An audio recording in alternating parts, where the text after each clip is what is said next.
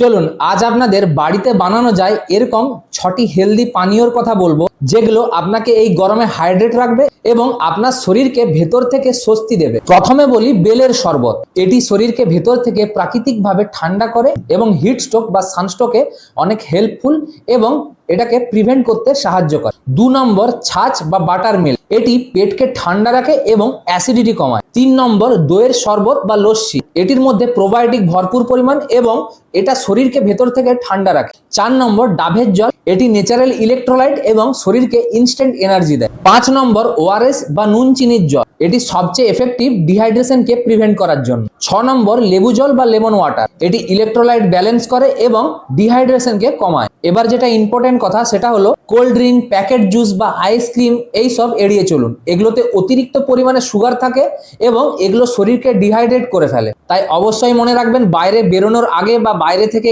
এসে স্বস্তির জন্য এবং আপনার শরীরে যাতে কোনো ক্ষতি না হয় তার জন্য যে কোনো একটি ড্রিঙ্ক অবশ্যই খেতে পারেন। এর মধ্যে আপনার কোনটা ফেভারিট বা কোনটা আপনি বেশি খেতে পছন্দ করেন তা অবশ্যই কমেন্টে জানাতে ভুলবেন না। এরকম নিয়মিত হেলথ টিপসের জন্য অবশ্যই সাবস্ক্রাইব করুন ক্লিনিক্যাল লেন্স এবং ভিডিওটি ইনফরমেটিভ হলে অবশ্যই একটি লাইক করে ভিডিওটা শেয়ার করতে ভুলবেন না।